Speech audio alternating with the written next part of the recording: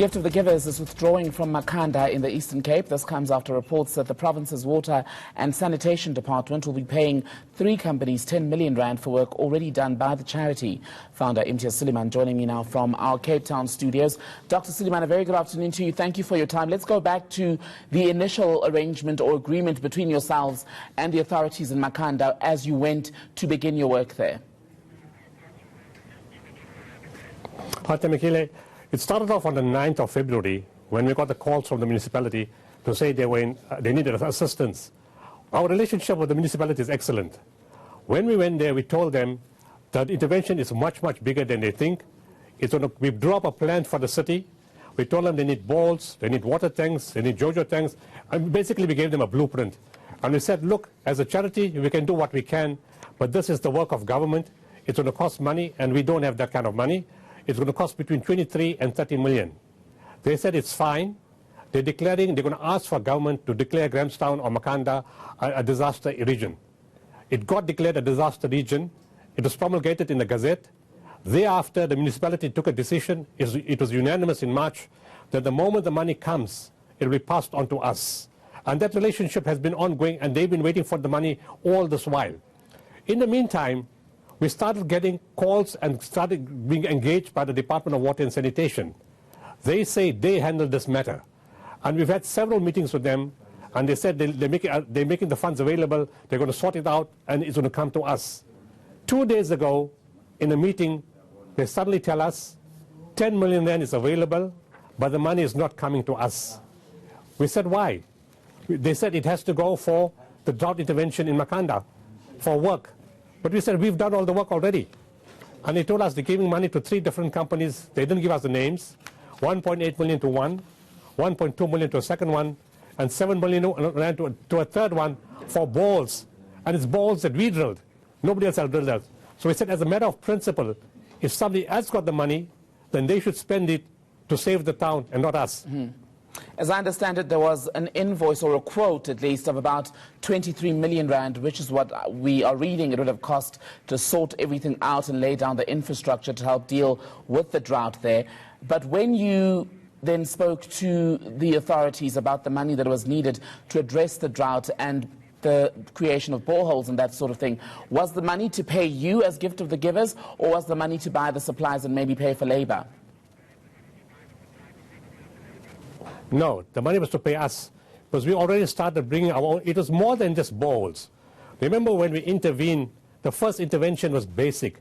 They required bottled water because there were no bowls at that point.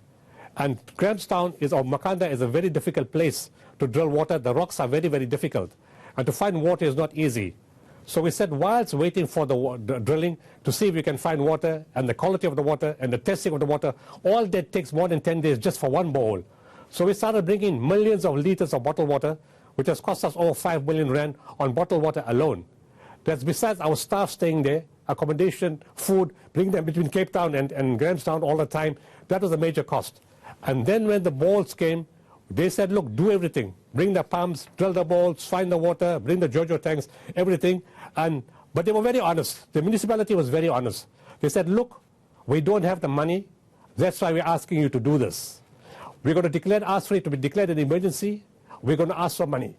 But we don't know how much we will get. Mm-hmm. So it may be the whole amount, it may not be the whole amount. We said that's fine. And up till now, they say they haven't received any money. We'll talk about the monies in a moment, but just as far as the work that you say you did in Makhanda, does that usually fall within the scope of what you do as a humanitarian organization? Because that's not something we hear often about you. All we think when we hear Gift of the Givers that you maybe come in, deliver water, food parcels and that sort of thing, but not the digging of boreholes and setting up water infrastructure. No, we got 21 different types of projects. We do lots of things. Right now in Sutherland, that's another town that's been collapsing. We've drilled 205 boreholes in Sutherland to save that town. We've delivered close to 80 million rand worth of fodder to various towns in the Northern Cape, Southern Cape, and Eastern Cape. Boreholes is part of what we do. To us, that's a disaster, and we got involved. We're involved in agriculture. Food parcels are a small thing of what we do. Our biggest thing is disaster intervention, and to us, the drought is a disaster. It's a massive disaster in South Africa right now. It's not only about Makhanda. the whole of the Eastern Cape is in trouble. In a place called Bolatwa, people and animals are shedding water from the same source. There's no separate water for people to drink. In many other areas, Grafdinek, Kredok, Amatola, and many other districts, there is no water. Fort Hare University a few weeks ago was without water. Quite a few dams in Eastern Cape are at 2%, or slightly just above 2 or 3%. So there's a massive crisis in the Eastern Cape. Makhanda is only one of those crises. It's an intervention which we can finish in 10 to 14 days to make them water secure. Delivering bottled water is not the solution. Delivering water by tankers is not the solution. Putting something more permanent, pumping water from the bowls into the dams, into the treatment plants, is a more permanent solution whilst waiting for the rain to come. So if that money comes, we can make the town water secure in the next 10 to 14 days. So you spoke about the Water and Sanitation Department and their involvement at some level or at some point in these millions reaching you for work done. But I see here that the Department of Water and Sanitation has apparently said that it's lived up to its responsibility by transferring an amount of 22 million rand to Makhanda local municipality for the sole purpose of assisting them to deal with drought challenges in the area. The manner in which the money is spent is the responsibility of the concerned municipality, and the department does not dictate or interfere with how that money is spent and which service providers are used. Is the department's explanation, at least as per this article, what you know to be the truth? To me, that is false, to be quite blunt, because I've heard that story about 6 times in the last 6 weeks. Every time you call the Department of Water and Sanitation and they call on air, at one point they even said that they gave us the money. And we said, when did you give us the money? And then the radio station called us back and asked, did you get the money? And we said, no, we didn't get the money. So the one minute they're giving us the money, the next minute they're giving the municipality the money, and then we asked the municipality, they haven't received anything. Up till yesterday, the municipality hasn't received anything.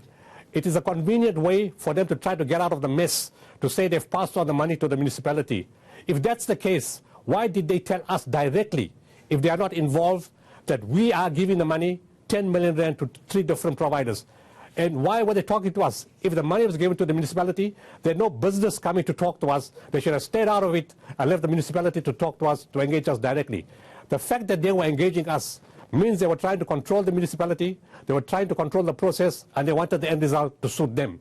Water and Sanitation says that by law, this wouldn't be their place to deal with payments and that sort of thing. So will you challenge that if it's false in court?